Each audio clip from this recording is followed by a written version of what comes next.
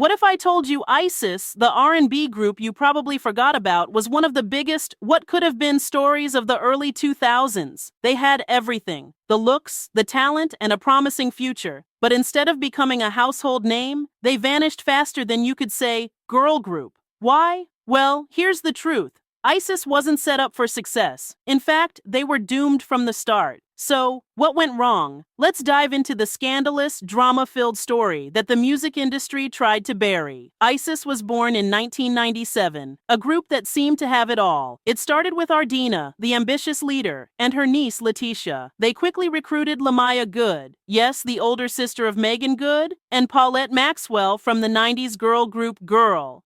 They were already checking all the right boxes: strong vocals, a killer look, and the right connections. But here's where the first misconception starts. Everyone thought ISYSS was going to be the next big thing. You see, they signed to Ardena, one of the biggest labels at the time, and had the backing of music industry giants. Their debut single, Day and Night, featuring Jadakiss, was poised to be a smash hit, but it wasn't. Instead of rising to the top of the charts, it barely scraped by, hitting number 98 on the Billboard Hot 100. Sure, they performed at the Soul Train Lady of Soul Awards, but the buzz around them started to fade before they even got a chance to make a real mark. Why? The misconception here is that the label thought ISYSS was going to be another overnight success story. The reality? ISYSS had to fight tooth and nail just to get noticed, and the label couldn't handle the pressure. The group had everything, but the industry's ruthless machinery was already working against them. And that, my friends, was just the beginning of the drama. Let's get one thing straight. ISYSS wasn't just a victim of bad timing. They were set up to fail. It wasn't a case of, oh, they didn't have enough talent, or they weren't marketable. No. This was a classic case of the industry sabotaging them from the get-go. First off, let's talk about the label situation. ISYSS was signed to Ardena Records, a major label that could have propelled them to superstardom. But instead of nurturing their potential, Ardena treated them like an afterthought. The group didn't get the promo push they needed, their albums were barely supported, and the label kept them in the shadows of bigger acts. Ardena had a massive roster of talent, and ISYSS was quickly relegated to second-tier status, caught up in the mix with no clear direction. It didn't help that by the time ISYSS was ready to show what they could do, there was constant turnover in the group. Paulette Maxwell was out before they even truly began, replaced with Kira, a new member pulled in from random connections. And then, as if things weren't already bad enough, Ardena, the glue holding them together, made an unexpected exit to study politics. Yes, politics. You can't make this stuff up. How does a promising girl group go from recording songs with Jadakiss to losing its leader for political aspirations? But wait, it gets worse. Without their leader, the group became a shell of what it could have been. ISYSS was forced to record new material with a rotating lineup, but there was no real commitment from the label or the members. The music was lost in limbo. Their sophomore album, shelved indefinitely. Their dreams, left to rot on the cutting room floor. And that, folks, is the cold, hard truth. ISYSS wasn't given the fighting chance they deserved. They were set up to fail, not because of lack of talent, but because the industry didn't want them to succeed. Now let's talk about the real nitty-gritty behind the scenes. The label drama that wasn't just a small bump in the road, but a massive crater that swallowed ISYSS whole. As we already know, ISYSS was signed to Ardena. But here's the kicker. Ardena had a reputation for swallowing up talented groups and not knowing what to do with them. Look at how they handled TLC in the 90s, or even how they dropped the ball with acts like 112. ISYSS, despite their potential, got caught in that same web of missed opportunities. The label wasn't fully invested in their success and kept pushing them into genres and directions that didn't fit their strengths. The group's sound was evolving, and Ardena, with all its power, couldn't keep up with what the members really wanted to create. Instead of fostering a space for them to grow, the label treated ISYSS like a commodity on the shelf, waiting to be used when it was convenient. But the drama didn't stop there. As if the label's neglect wasn't enough, the real infighting began once members started to depart. First, there was Paulette Maxwell, gone before the group even had a chance to fully establish themselves. Then, Ardena made the shocking decision to leave for politics, a choice that stunned everyone, especially the fans. Ardena was the vocal powerhouse and heart of the group, and when she left, it felt like the soul of ISYSS was ripped out. Fans were left wondering if the group would ever recover from such a blow. The remaining members did their best to keep things going, but the damage was done. The chemistry was off, and it was clear that the magic that had originally made ISYSS stand out was no longer there. And this is where the industry's cruelty truly showed. Not only did ISYSS not have the right support from the label, but they also couldn't hold it together internally. The members, once united by a shared dream, found themselves lost in a sea of unfulfilled potential, musical direction conflicts, and missed opportunities. And let's not forget the ever-present shadow of financial instability hanging over them, thanks to the lack of label backing. The members knew their careers were slipping away, but no one was there to pull them back up. So what did they do? They tried to push forward, but like a car running on fumes, the group sputtered and finally collapsed in 2004. It wasn't just poor label management, it was an industry that had no idea how to handle raw talent like ISYSS. They were swallowed by the corporate machine that didn't give a damn about who they were or what they could do. The members went their separate ways, and the group became just another what could have been story. As the pieces of ISYSS started to fall apart, it wasn't just the label's neglect that caused the cracks. It was also the growing infighting and creative differences that haunted the group from within. When you're dealing with a girl group, there's more than just harmonies and choreography to manage. You've got egos, ideas, and, let's face it,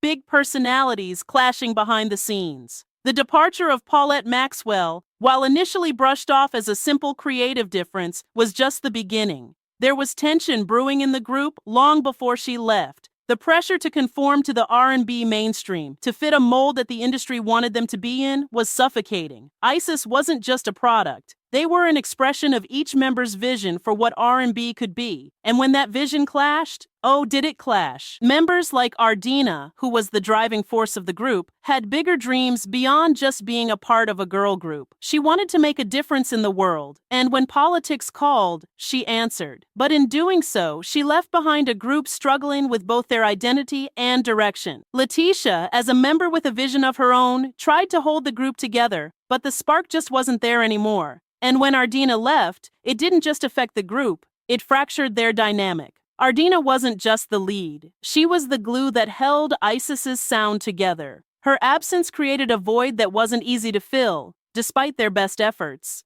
The remaining members added Kira, but the chemistry was never the same. And when you've got a group without clear direction and leadership, the creative tension just explodes. The remaining trio of ISYSS attempted to push through, but by then, the cracks in their unity were too visible. They tried new sounds, new concepts, but nothing could revive the magic. Everyone had their own idea of what the group should become, but they were all pulling in different directions. The label's push for commercial success only made the situation worse, focusing on what would sell rather than what ISYSS was actually good at. And with every new creative idea that didn't hit, resentment built. It wasn't just about music anymore. It was about who could keep their career alive, who was really invested, and who was simply holding on for the ride. By the time Ardena left for good, the group was already showing signs of disintegration from within. The label wasn't the only one sabotaging their future. Their internal issues were taking a toll, and that's the truth behind the downfall of ISYSS. In the end, they weren't just fighting against an indifferent label. They were fighting each other too. Their creative differences were the final nail in the coffin. The dream was dead, not because of a lack of talent, but because they could never agree on what kind of legacy they wanted to leave. So, where are the members of ISYSS now? Well, after all the drama, label mishandling, and internal strife, each of the former members has gone down a different path, each one marked by the fallout of the group's dissolution. Let's take a look at what happened after the group disbanded. Ardena, the mastermind behind ISYSS, left the music scene entirely to pursue politics. It's hard to imagine, right? From singing R&B hooks to studying political science. Ardena was so done with the entertainment industry that she ran for the Democratic Central Committee in California and even represented her district for a while.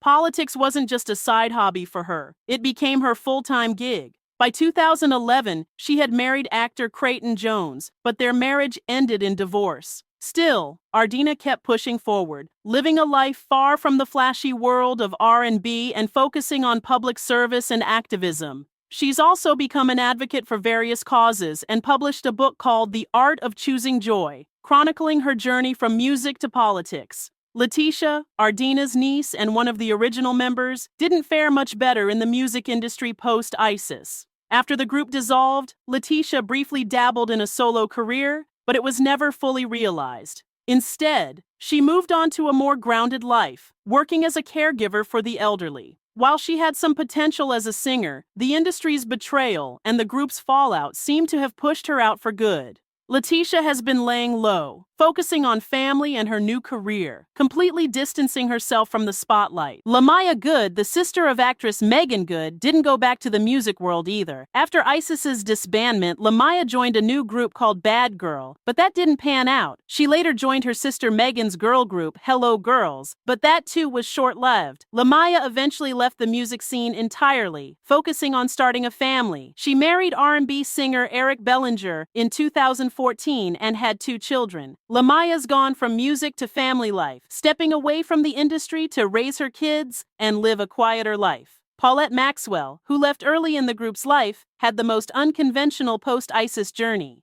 After departing ISYSS, she took on a modeling career and appeared in a few music videos, including a notable one for the R&B group One Chance.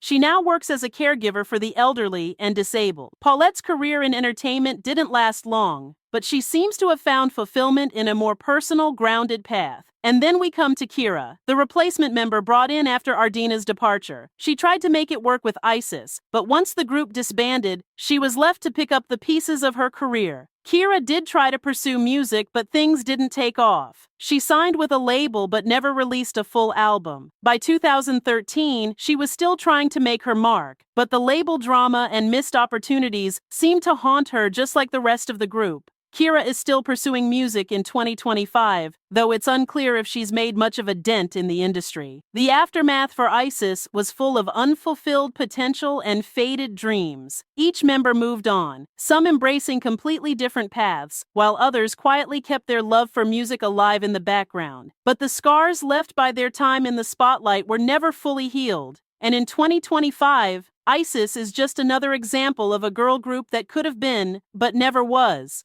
Let's talk about the real fallout here. The financial consequences of ISYSS's failed career and how it left a lasting impact on the members. The truth is, while the group was signed to a major label, they were never given the financial support or investment they needed to succeed. Their debut album, The Way We Do, was released in 2002, and while it managed to sell over 300,000 copies, that's barely a drop in the ocean when you're signed to a major label like Arista. In the early 2000s, groups with this kind of potential should have been doing way better, but the lack of marketing support and proper promotion kept them stuck in a limbo of moderate success without the payout they deserved. And then, when Ardena left the group, it was clear they were fighting an uphill battle with no real financial backing. Without their leader at the helm and with the constant turnover of group members, the financial stability of ISYSS completely unraveled. The label was quick to drop them, and it wasn't long before they were left without a platform to sustain their careers. Think about it. How much money could they have made if they had the right promotional push or financial investment? All of that was stolen from them by poor decision-making and neglect. This isn't just about albums not charting well or singles barely making an impact. It's about how the industry chewed them up and spit them out. Without the proper label support and an unstable lineup, ISYSS couldn't generate the kind of revenue that would have kept them afloat, let alone made them rich. Their success was always on borrowed time. In fact, once they were dropped from Arista, the financial hit was even more severe. They were forced to try and push out new music without a platform, and their second album, the one they had hopes for, never saw the light of day. That left the group members not just emotionally drained, but financially devastated, with no major label deals and no way to recoup the money they'd spent chasing the dream. The lasting impact of all this isn't just that ISYSS vanished from the music scene. It's that the members were left scrambling. Some tried to revive their careers, but the lack of industry support meant their financial futures were uncertain. For Ardena, Leticia, Lamaya, and even Kira, the dream of R&B stardom quickly faded, replaced with the harsh reality of what could have been. While they each moved on to new paths, none of them reached the financial heights they should have. And that's a tragedy not just for them, but for R&B as a whole. And let's not forget the emotional toll this all took.